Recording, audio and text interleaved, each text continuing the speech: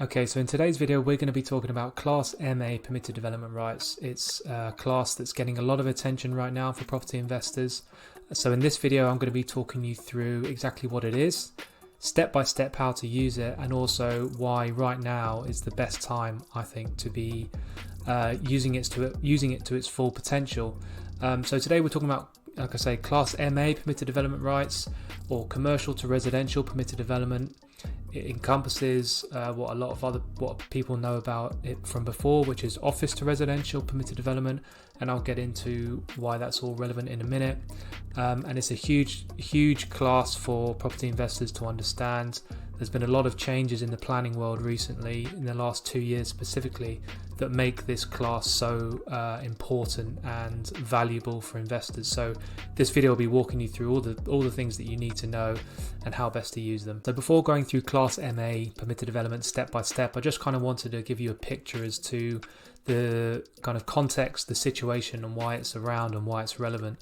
And it kind of dates back to the financial crisis in 2008. It created a lot of empty office blocks as businesses were starting to fold. So there were large swathes of town centres and just areas everywhere that left office blocks completely empty. So the government stepped in to bring them back into use, and their idea was to bring them back to residential use. So that they then created a class within the old permitted development order that allowed office to residential to happen. And it was quite a new thing at the time, so it wasn't as well thought out as it is now. And it caused the investors that used it, it was great in terms of bringing things back into use, but it actually created, in a few circumstances, not all, where substandard residential accommodation was created, and it caused a bit of issue. And as a result, councils, and this bit is relevant of Article 4 directions, councils introduced Article 4 directions to blanket kind of protect their borough from this permitted development, borough or city, protected their area from this class being used. And that has stuck around to this day. So that office to residential permitted development right sticks around even to today. And as a result, councils have just continually kept their Article 4s in place. The reason why that's relevant, I'll get to in a minute. So in the background, town centres, if you may be around long enough to know, when it was very recent, town centres used to be divided into different uses. So there was A1, A2, A3, A4, A5. And it meant that there were very arbitrary policies created that meant that councils were ensuring that in some cases over 75% of a town centre was A1, and that's a normal traditional shop, so anything you would buy like clothes or anything like that, that was A1. So 75% of a town centre had to be that use. Now that caused a lot of issues in the planning world, a lot of discussion, and got created as a result of it, because there were places like restaurants that couldn't fulfill their market's needs. That a restaurant would be great here, they know that it would be used, but they couldn't because of these planning policies. And as time progressed, it became more and more of an issue, to the point where in 2020 eventually the use class order got changed. Now the use class order basically got changed in 2020 and brought all of the retail uses, bar a couple, all the retail uses together, and they got created into Class E. Now why that's relevant today is because not only did the town centre uses become Class E, but also so did office. So office and retail and leisure all became under Class E.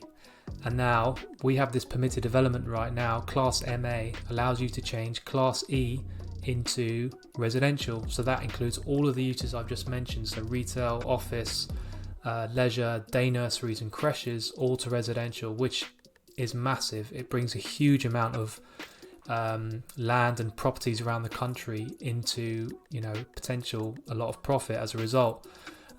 So that is the reason why this is so relevant today. So let's now get into step by step what you need to know and the rules for this class.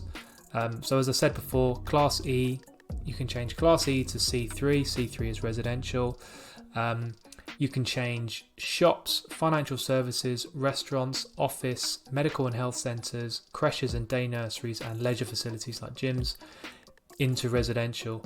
Now, into residential, why this is so interesting for property developers, property investors, is because you're avoiding the planning system. Normally, officers require you to provide a mixture of 1, 2, 3, 4 beds and affordable housing.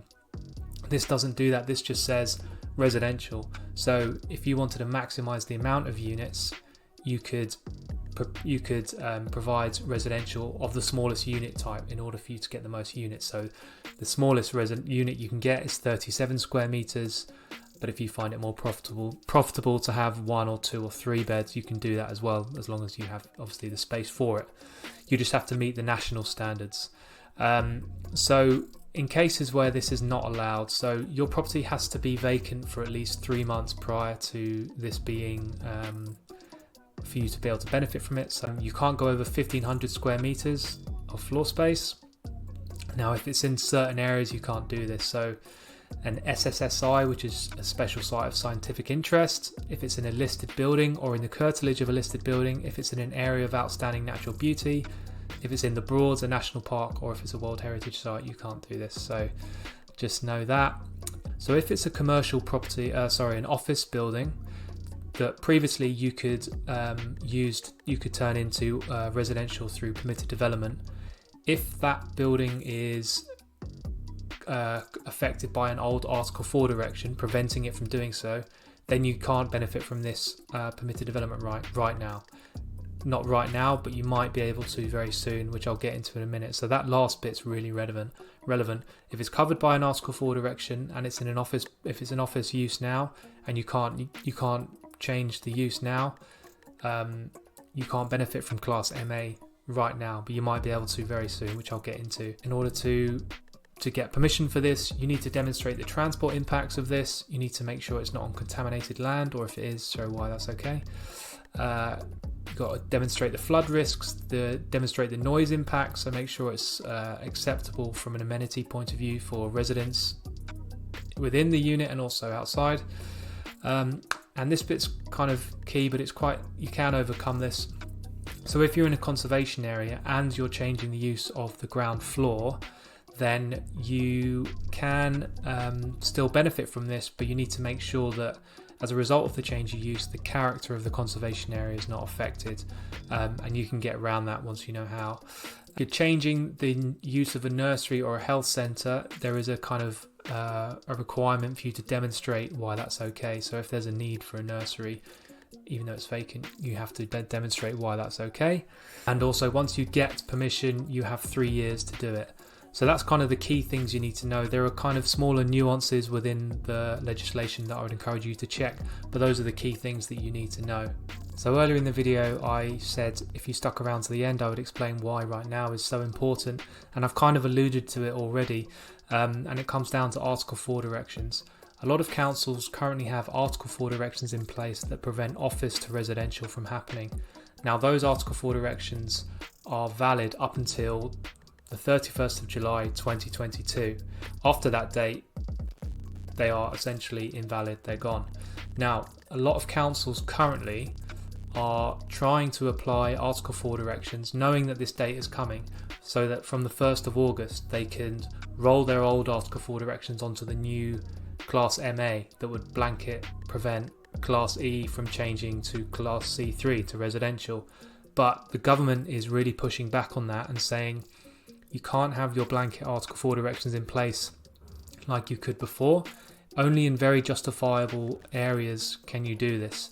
So this is really, really important, and this is why right now you need to be aware. If you can take one thing away from this video, it's the 1st of August 2022. Just have that date in your mind, because once that date comes, there may be a huge swathe of properties that would benefit from this class.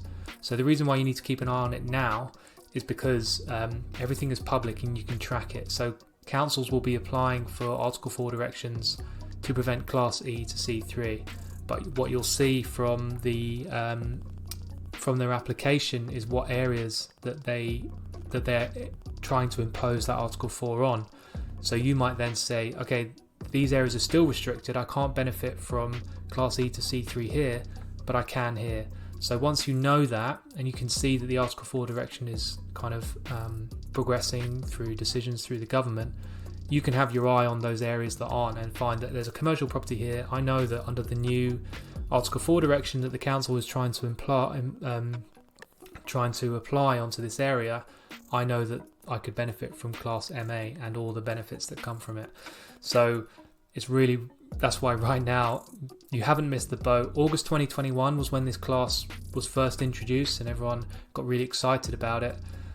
But now, because of the old Article 4 directions are coming to their end and new ones are coming in place that won't be nearly as restrictive on office developments that they were previously, there may be a huge opportunity in your area to find out that there's a property that could benefit from this class, and you could potentially have a jump on others that aren't aware of this. So it's a really big point to know. So yeah, 1st of August 2022, keep that in your mind. So that wraps it up, and that's why Class MA permitted development is so important right now.